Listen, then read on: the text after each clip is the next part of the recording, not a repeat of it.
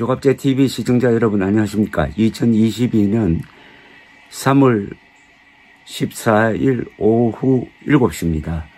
문재인 대통령은 오늘 청와대에서 수석 그리고 보좌관 회의를 주관하는 자리에서 이렇게 이야기를 했습니다.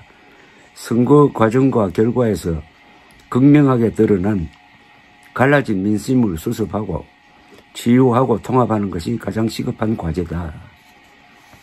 사상 유례 없이 치열한 경쟁 속에 갈등이 많았던 선거였고 역대 가장 적은 표차로 당락이 결정되었다. 선거의 과정이나 결과에 각자 많은 아쉬움이 있을 수 있지만 선거가 끝난 이후 대한민국은 다시 하나다. 무엇보다 지금은 통합의 시간이다.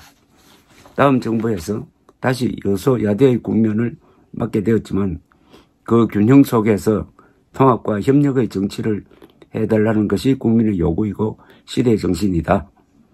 특히 우리가 마주한 냉정한 현실을 직시할 필요가 있다.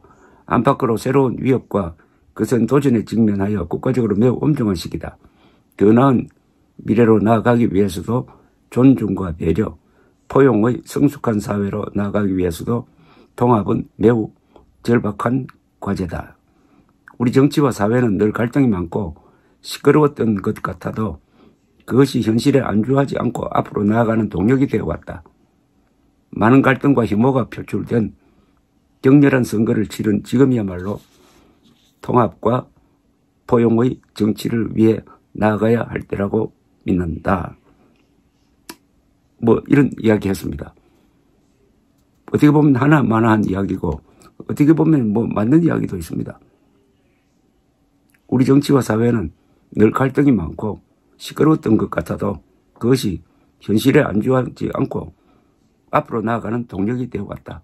치열한 경쟁이 오히려 양쪽을 서로 돌아보게 하고 또 서로 자신을 분발하게 하고 또 나쁜 점이 있으면 고치게 하고 하는 그런 게 있죠.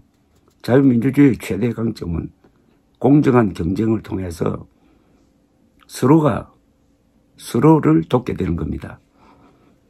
좋은 라이벌을 만나면은 그 사람이 성공합니다. 라이벌을 따라잡다가 보니까 자기도 같이 커지는 거죠. 그런데 역대 가장 적은 표차로 당락이 결정되었다. 이 말을 한 의도가 뭔지 모르겠어요. 그런데 이게 사실과 다릅니다. 이번에 24만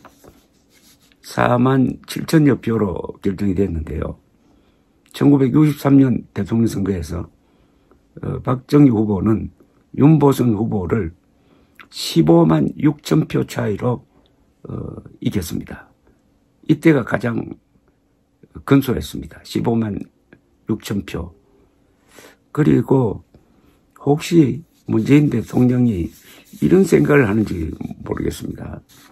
2017년에 자신은 큰 차이로 대통령이 당선되었다 하는 걸 자랑하려고 이런 이야기를 한 건지 모르겠는데요.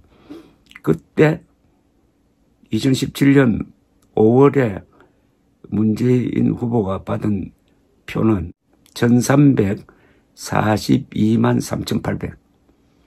1342만 3,800표였습니다. 그런데 이번에 윤석열 후보가 받은 표는 그보다 많습니다. 297만 표나 많습니다. 약 300만 표나 많습니다. 1639만 4,815표입니다. 1639만 4,815표입니다. 득표율 48.56%고 윤석열 득표율이 2017년에 문재인 당선자의 득표율은 약 1%였습니다. 자, 그러면은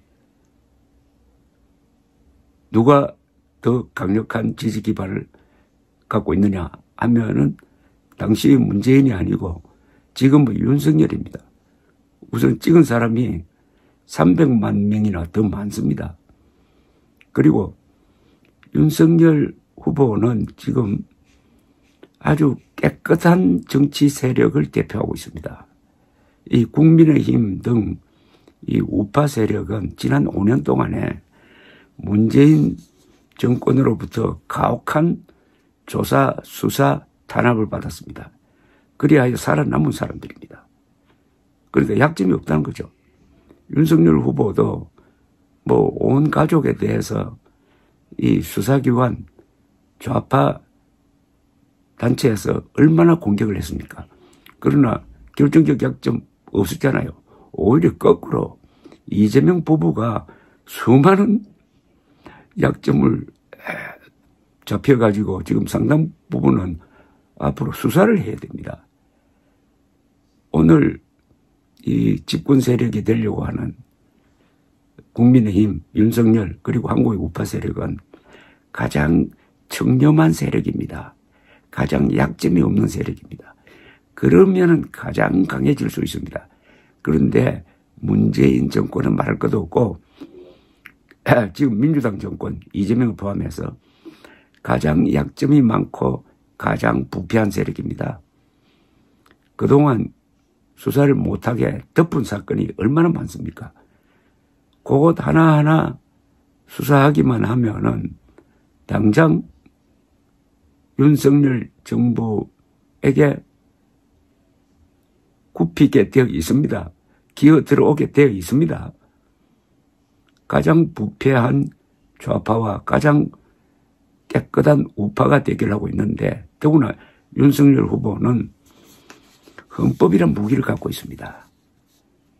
문재인 대통령은 헌법을 왜곡하고 헌법을 파괴하고 헌법을 무시했습니다. 그러니까 헌법으로부터 힘이 안 나오는 거죠. 그러나 윤석열 후보는 모든 정책과 운동에 헌법적 가치로 뒷받침하고 있습니다. 이것만 지금 큰 힘은 없습니다. 그 헌법적 가치가 또한 사실에 기반을 두고 있습니다. 사실, 헌법, 그리고 자유, 정의 이렇게 되는 거죠. 진실 위에 정의를 세우면 그 정의가 자유를 지킬 수가 있습니다. 바로 그런 좋은 환경을 가지고 등장한 게 윤석열 정부입니다. 윤석열 정부는 따라서 법적 기반이라든지 그리고 지지 세력의 도덕성이라든지 모든 점에서 그리낌이 없습니다. 그러니까 헌법에 반하지만 않고 사실을 무시하지만 않고 과학을 위반하지만 않는다면은 하고 싶은 걸 다 해도 되는 게 윤석열 정부인 것입니다. 표도 300만 표나 더 받았다 이겁니다. 그러니까 앞으로 문재인 대통령 조심해야 합니다. 감사합니다.